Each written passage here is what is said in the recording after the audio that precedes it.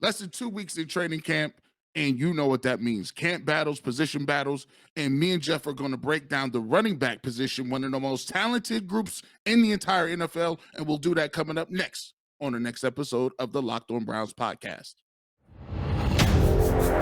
You are Locked On Browns, your daily Cleveland Browns podcast. Part of the Locked On Podcast Network, your team every day.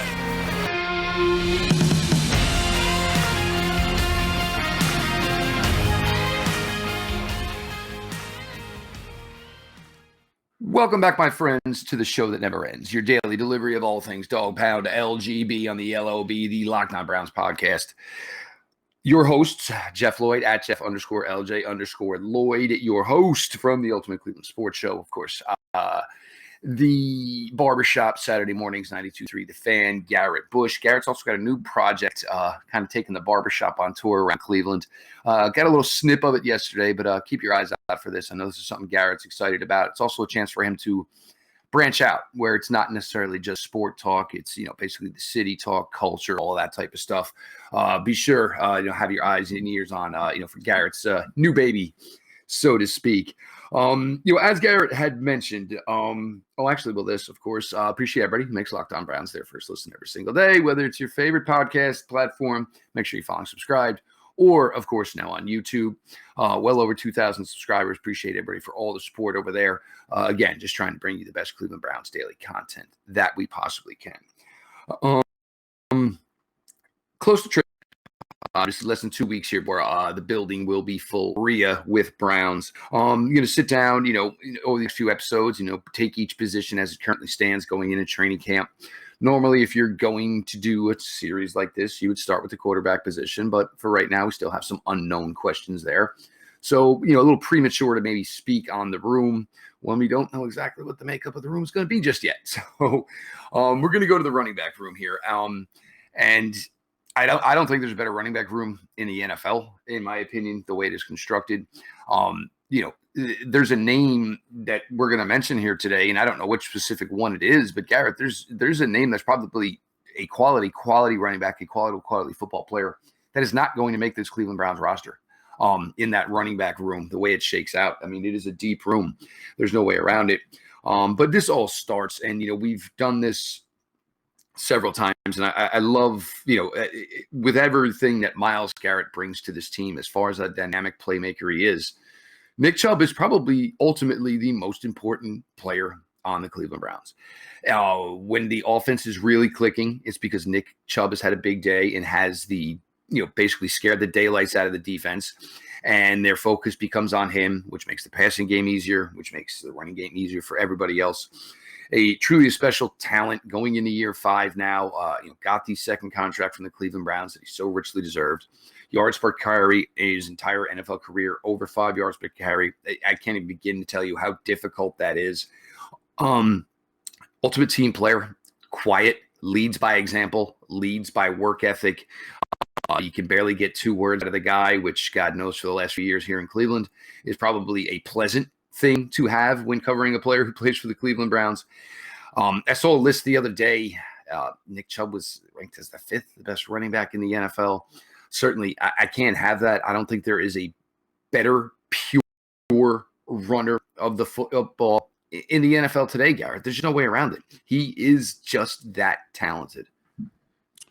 When you look at it, and when I'm thinking about coming up with thumbnails and coming up with different artwork for our podcast and for our YouTube channel, I'm always trying to think about what I could put up there to engage and invoke some sort of emotion.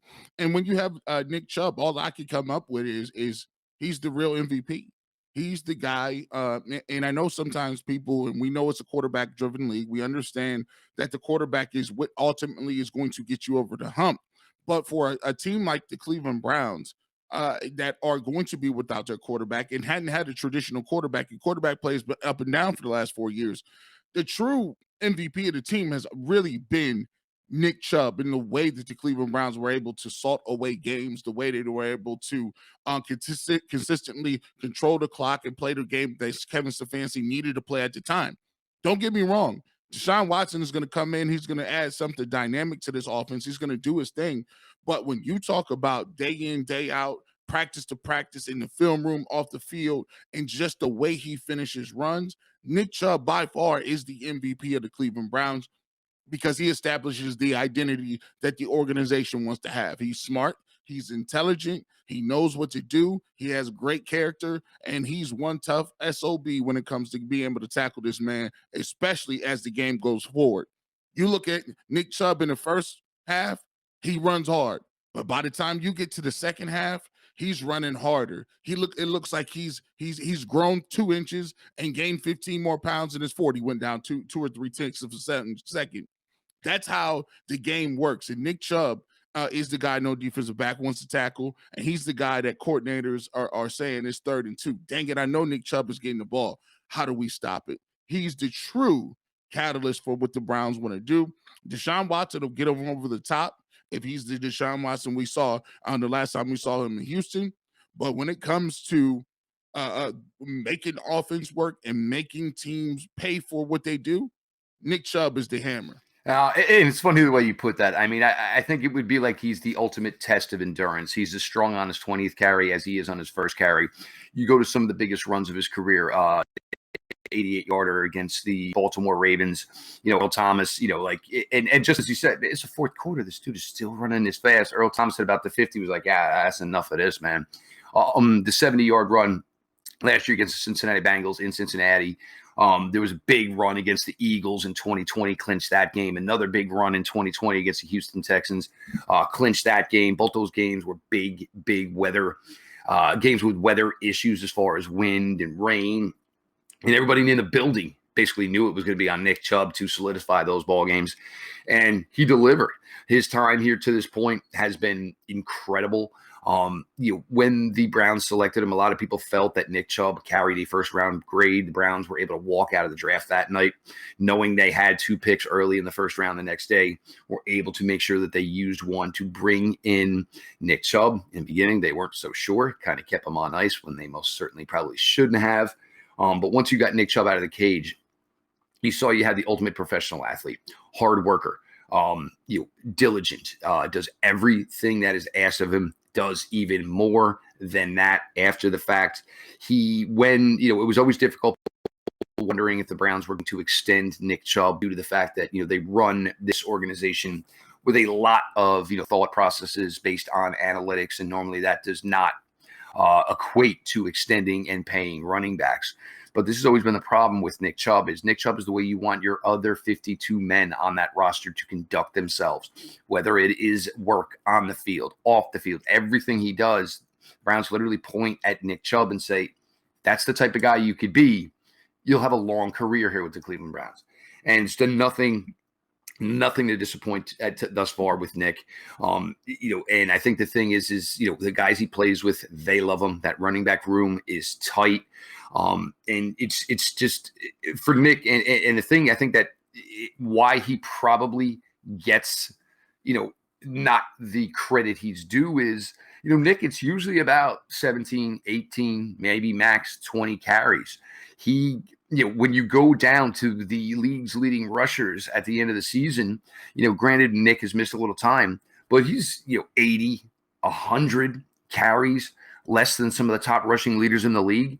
But Nick is yet maybe 150, 200 yards behind him. And you base the math on what he normally does per carry, and he would probably blow the doors off these guys if he got the touches they did. But the Browns are smart. They want longevity for Nick Chubb. He's just an incredible player in this room. And I think he sets the bar. And this is some of what we saw with Kareem Hunt coming here, knowing his role was going to be different, seeing the emergence of a player like D'Ernest Johnson, seeing what a player like Jerome Ford is going to be able to do this summer. He sets the bar for that entire room and probably sets the bar for that entire offense, Garrett. Yeah, and silent assassin leading one of the most potent backfields in the game. Every one of those guys from Ford to D'Ernest Johnson to Kareem Hunt and Nick Chubb all have some of the similarities, but they also have different running styles. All have the ability to catch the football, and so early in the season, I think we're all going to expect a heavy dose of the run game, and rightfully so. No doubt about it. We're going to continue with your running back preview here on Locked On Browns. Your host, Jeff Lloyd, Garrett Bush. Friday weekend is here. Everybody go out, get your groove on, enjoy yourself. But meanwhile, it's always business here at Locked On Browns.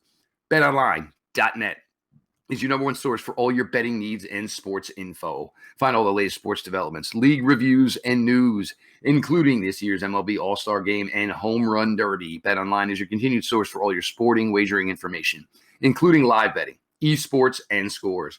And BetOnline.net remains the best spot for all your sports scores, podcasts, and news this season. BetOnline.net is the fastest and easiest way to check in on all your favorite sports and events, including MMA, boxing, and golf. Head to the website today or use your mobile device to learn more about the trends in action. BetOnline, where the game starts. Locked On Browns podcast, do me a favor. Show me some love, all the Locked On Browns gang, all the barbershop gang. If you know where we at, I tell them all the time, we got the best fans in the game. No matter where you at, no disrespect to, Dallas or San Francisco or Miami or Chicago or the big name New York. Hey, no disrespect, but we got the best fans in the game. Support us and definitely support not only the Locked On Browns podcast, support the Ultimate Cleveland Sports Show. We want to get to 11,000 viewers. You guys have been great, 11,000 subscribers. By the end of this month, I told them, I said, look, let me go on Locked On. Let me talk to the Locked On people because they hit all our goals. We said they overdo it over here. So I told them we will get it together. Let me go talk to my people. So we need your help, Locked On gang, to get us into that 11,000. Make sure you hit that subscribe button. And also, don't forget, we still gonna have the podcast. We still got this coming up. And guess what? We want 2,500 for this one. So continue to support that. We'll continue to keep giving you that content, and we'll do it in a judicious way. Jeff, let's get back to these running backs. I've said it all along. These running back rankings are coming out. And I'm seeing names in here like Najee Harris. No disrespect. I'm seeing names in here. What's the Williams kid from Denver? I've seen his name a lot. I've seen Aaron Jones, and I like him. He's led me to a couple fantasy football titles. But at the end of the day, Kareem Hunt on any other team is a top 5 running back. I repeat, Kareem Hunt on any other team is a top 5 running back. He led this league in rushing already at Kansas City. And because of what we already have talked with and what we got in Nick Chubb, which we talked about how great he was in the first segment, you should know that, wow, like to have a back like Nick Chubb and then have a guy like Kareem Hunt that's really bringing up the rear and bringing up the flank, that means that you got one of the best stables in the game. And that means what you can do. You can keep those guys fresh. You can put them in the game at the same time, which I'm waiting to see Kevin Stefanski. Please go ahead and do that. I think they're in shape. I think they ain't going to get broken. Let's see that, right? You could do a lot of different things with Kareem Hunt, one of the best pass catchers out of the backfield. You really unorthodox running style. And one of the stats that I loved was Pro Football Focus had the top most 10 elusive backs in the game. And elusiveness means, hey, how many times did you make the first guy miss? How many times did you make the unblocked guy tackle you? How many times did one person bring you down? And when you take a look at the top 10, the Cleveland Browns have 3 backs: Dearness Johnson. You also have Kareem Hunt and Nick Chubb. And the second most elusive is Kareem Hunt. And that just goes to show you what type of skill set he has and the ability to make guys miss. He can run you over. He can run past you. He looks like a little Tasmanian devil out there, the way he's just running and spinning and doing his things. And so when you have that knockout collabo, that tag team, listen, man, if it's the fourth quarter and the Cleveland Browns, if they got a healthy Jedrick Wills, healthy Conklin, you down 6 points, 7 points going into the fourth quarter. We about to chew this clock up. They're like, oh my goodness, tick, tick, tick, tick, tick. When can we get the ball back? Never. You're not getting it back. And that is what is so exciting. And it's nothing like sitting at home with a 6-point lead and the clock bleeding down under 5 minutes. And you know they ain't got nothing to do They can't stop you. The defensive lineman's hands is on their hips. They sucking air, Jeff, and ain't no help coming around the corner. And that's what I love most about this backfield. With Kareem, it's certainly the diversity within his game. He is so well balanced as a rusher, so well balanced as a receiver. Running style certainly differs from Nick Chubb, both very successful at what they do. Kareem, it's almost kind of like he's a little bit of like a crash test dummy. I see the videos back in the day where they had the, in the car showing what would happen on impact, literally goes and seeks out impact. Kareem Hunt now, you don't think of Kareem Hunt with somebody who probably has a very much of a vertical, but oh no, man, there's 3 people in one spot. Let's just see if I go high. Can I maybe go over them? Or maybe get a yard or 2 extra, with the spot on that type of thing. His time missed last year, 9 games. It was detrimental. Just no way around it. Even with the state of this offense, the way they had the poor quarterback play, I still feel that this team would have made it to the wild card last year if you had Kareem Hunt for a significant amount of those 9 games. No disrespect to Aaron. Certainly no disrespect to Nick. But with the failures the passing game was having, Browns could have just said, heck with it. we can run the ball. We know we can do that, and we know we can do it well. So we'll simplify the game just due to the fact the amount of problems and miscues and turnovers we're having through the passing game. He is the best number 2 running back in the league. Would like an extension. I think this is not necessarily so much as I want an extension from the Browns, but as a solid running back who's playing with no future money on the table right now. Tough spot to be in for a running back, the most dangerous position in the game. Could the Browns do it and say, look, there's still maybe a possibility that you are not with us in 2023, but we want to satisfy you and make sure that you're taken care of in 2022, so you're not playing with that in the back of your mind. You never, you always want to play clear conscience without having to worry about anything. You do wonder if that's something the Browns had addressed in getting Kareem an extension and understanding that you still may move on from him in 2023 because he does deserve a much bigger piece of pie than he gets. The other thing that you truly love with Kareem Hunt is how content he is. He could legitimately be a problem if he chose to be. Look, I understand Nick Chubb is great. I led this league in total yards. I led this league once in rushing. I know what type of player I am. I know what my abilities are. He's totally content with being part of that room with Nick Chubb. It seems the relationship between the two of them is great. They certainly feed off of each other. So you get a running back with that type of mentality, that type of personality. And look, this may have something to do with he and Nick's relationship. Maybe some of Nick has rubbed off Kareem as far as just being a little bit more laid back. Kareem's certainly volatile when he's on the field, but the fact that he embraces his role and respects it, because he could easily be a headache for this team because he deserves more touches. There is no doubt about it.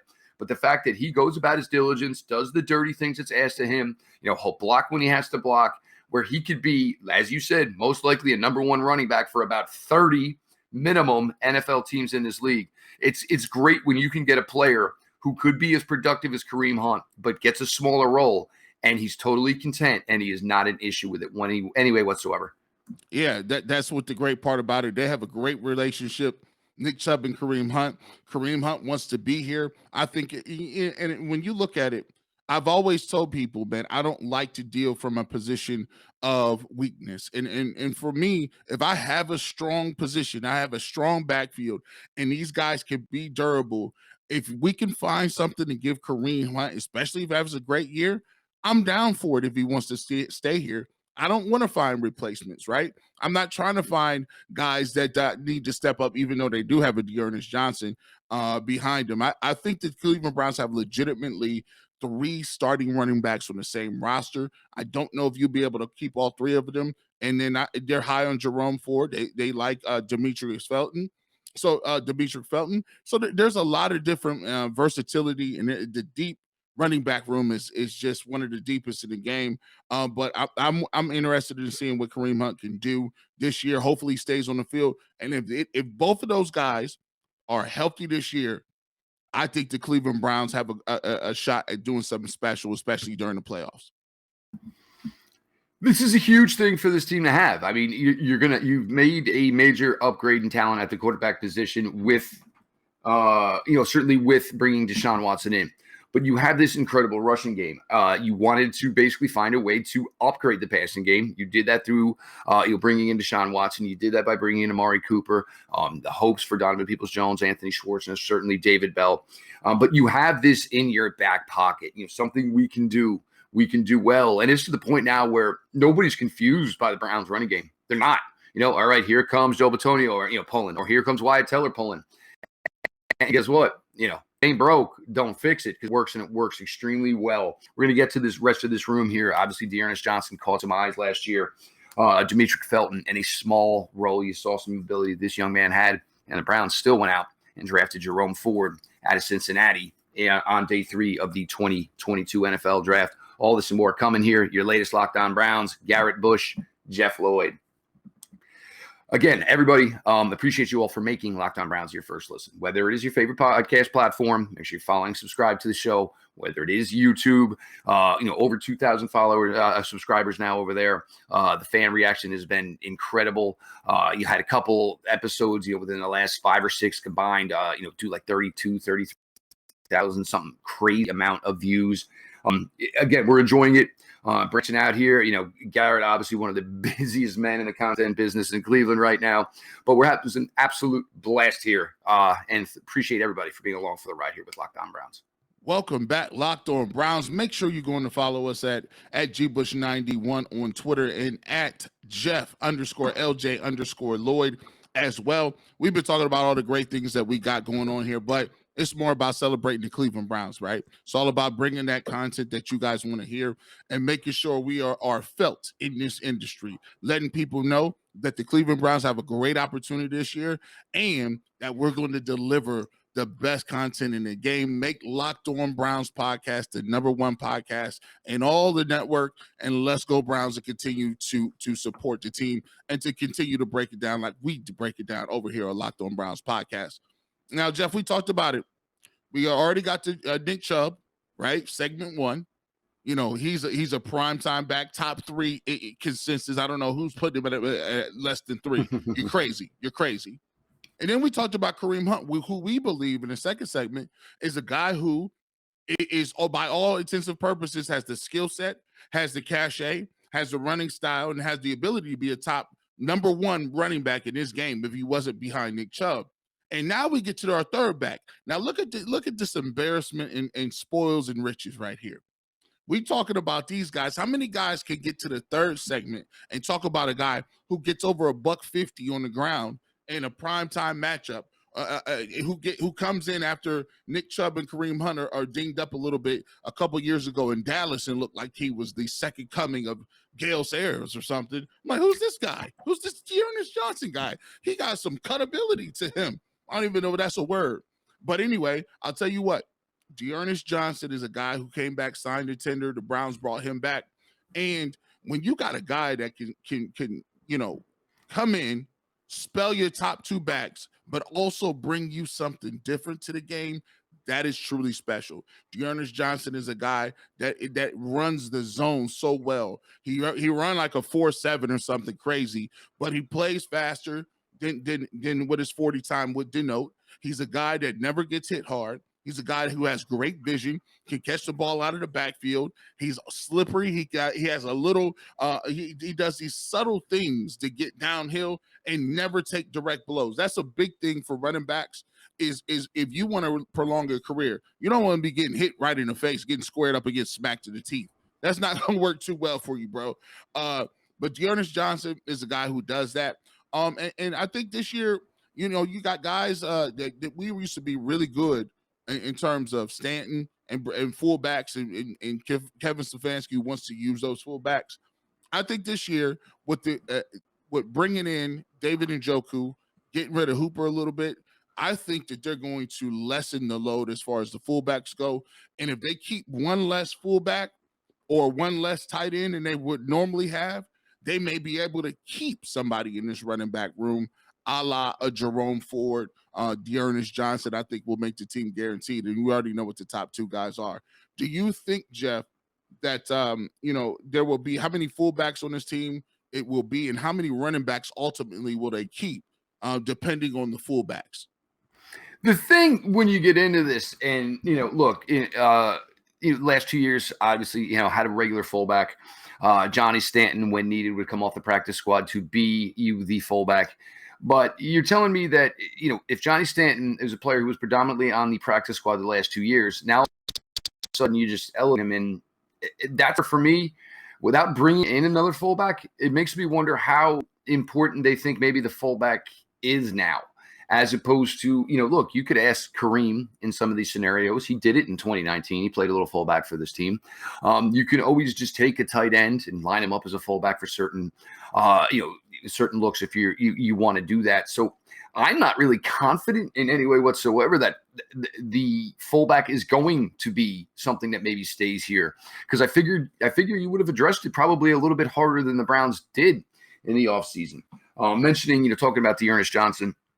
I think one of the most impressive things you saw last year with Dearness Johnson, now you keep that Thursday night game in mind. Obviously, no Baker, no Chubb, no Kareem Hunt. I think everybody was like, great, we all been waiting for this one. Everybody loves the primetime games, and who we got to know it.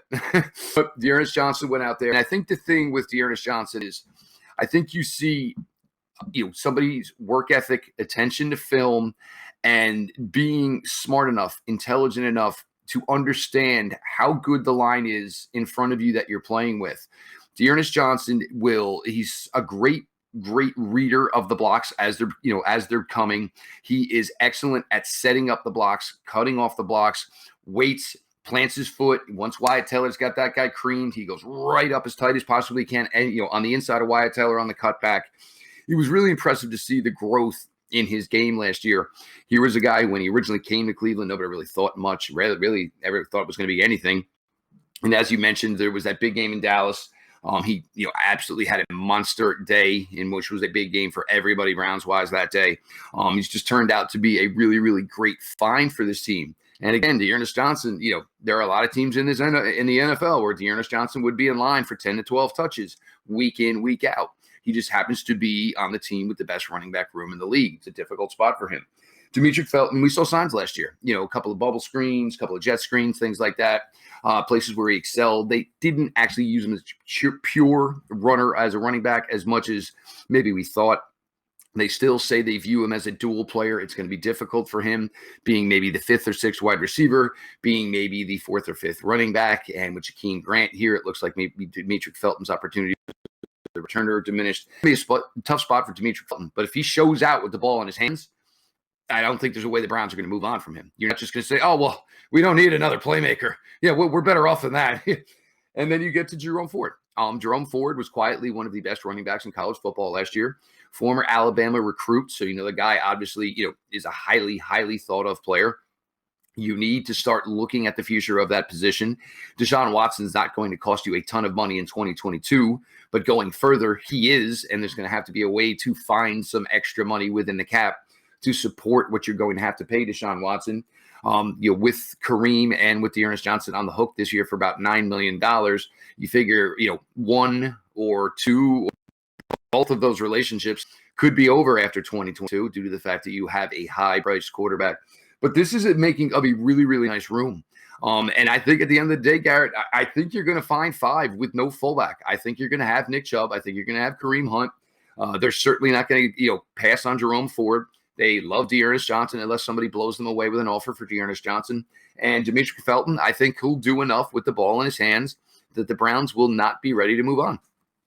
I think so too. And if that's the direction they want to go, I like it. I'd rather have more playmakers than guys who have the ability to do some things. And now that you have a quarterback that can get the ball out of his hands consistently quicker, a guy that can extend plays, and a guy that's going to be more accurate, give me guys that can get an opportunity to score the football, get down the field, and make some plays, man. Time out for all the fullbacks. It sounds good. I get what you're trying to do there, but if it's between having 2 fullbacks and 5 tight ends, give me some running backs, give me some receivers, give me some skill position guys, and let's go win some games, man. So I definitely agree with that, and I'm all for it. I think that this is going to be one of the toughest camp positions that we're going to watch is the running back room, but that's a good problem to have.